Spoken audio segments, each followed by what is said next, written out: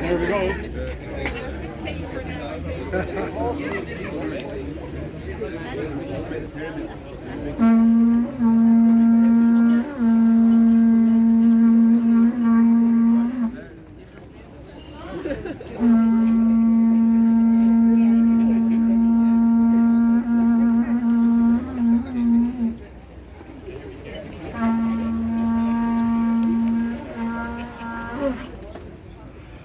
Here we go. Here's Cuchulainn, red-cloaked. He loomed above the battlefield, uttering his battle hymn.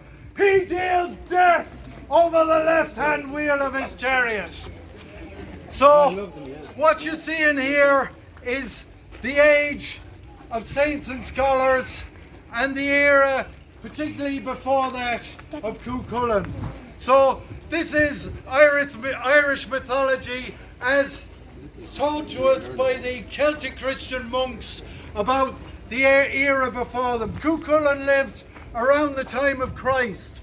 So what I'm going to talk to you about today is the Irish horseman and the Irish chariot. In the Tone, nobody rides a horse. Everybody drives their chariots. The women drive chariots, the kings drive chariots, the prophets drive chariots. Nobody rides a horse. And in Ireland we have the oldest roads in Europe, the trackways, one in Monaghan, Leitrim area, and the other one up in Westmeath. So the Westmeath one, the Corlea trackway, is 2,000 years old, and the one further north is 1,000 years older than that. So this, what you see here, is the evidence of our civilization. You know, people would say to us that somehow we were the Celts just waiting to be civilized from the east by the Romans and the classical culture. But that's not the case. The evidence is this is our civilization, and it's an ephemeral civilization. You don't see stone monuments because stone symbolized death, wood symbolized life, and you see Stonehenge and Woodhenge in the Celtic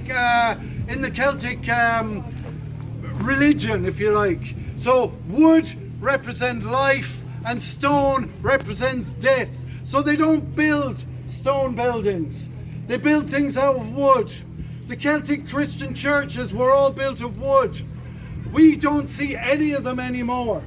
They're all gone. All we're left with is the high towers, the high crosses, and these kind of Hiberno-Norman castles, and the rings in the ground, the ring forts, the fairy forts. But what we do have is horse harness. In the museum in Dublin, we've got lots of this kind of thing. And this is visual. You can see Gaelic culture in this. Pity I haven't got the ponies to be able to drive them around a bit here. But I built this. This is from 907 AD. And this is Cormac O'Quillenan, Bishop of Cashel, King of Munster, his chariot. And I'll tell you his story. It's on the Aheny High Cross here in Leinster, in Kilkenny. You'll see it. You'll see it profiled from the side. And I'll tell you the story at the end of it. But first, I want to tell you what these chariots represent.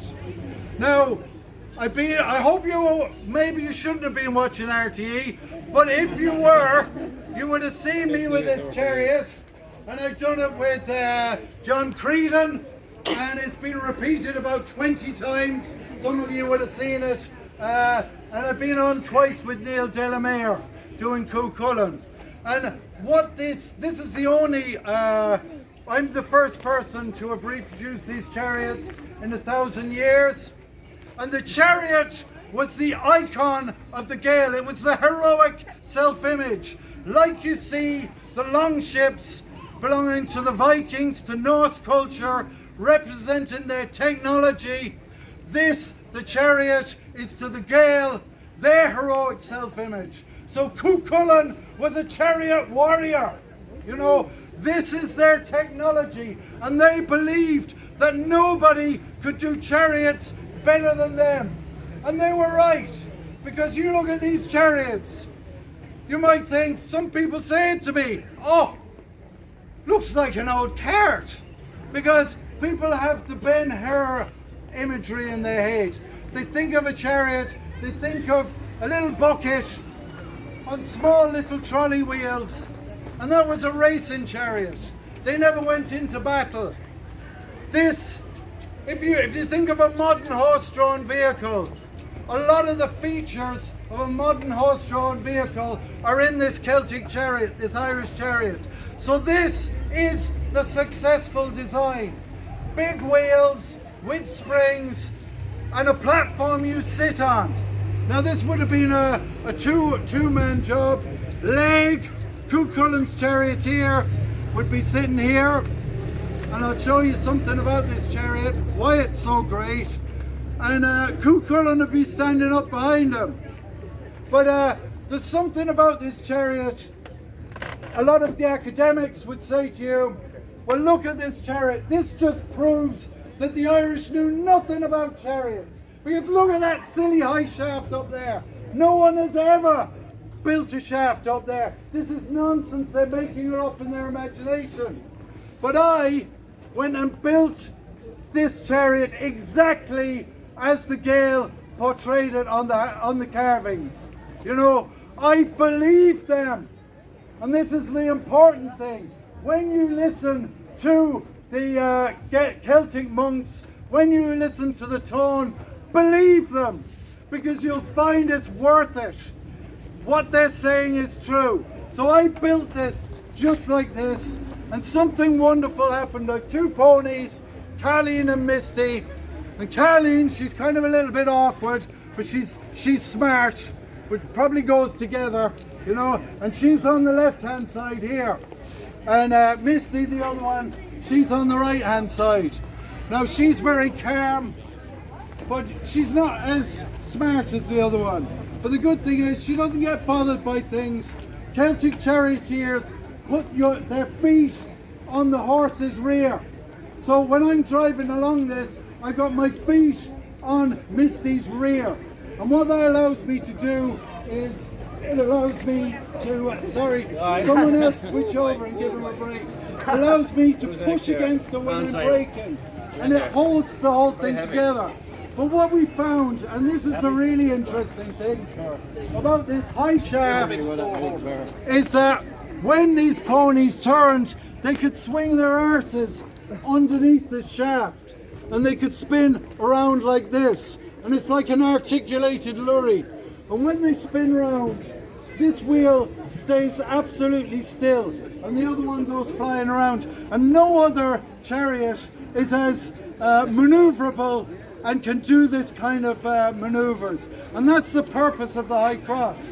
It's far from being a fantasy. It's actually a very a brilliant piece of design. So here we go.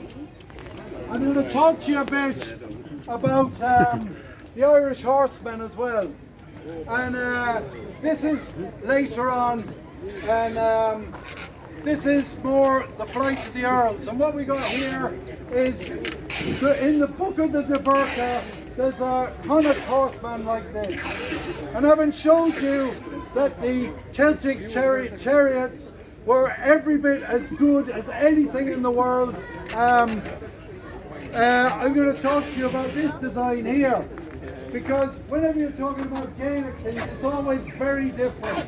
Our culture was a clan culture which was very successful for a very long time. Because we weren't a civic society based on empire, towns, and information highways and that kind of thing. We were all about the local. We lived in clans. We lived in forests. And as long as the forests were there, we could defend this land.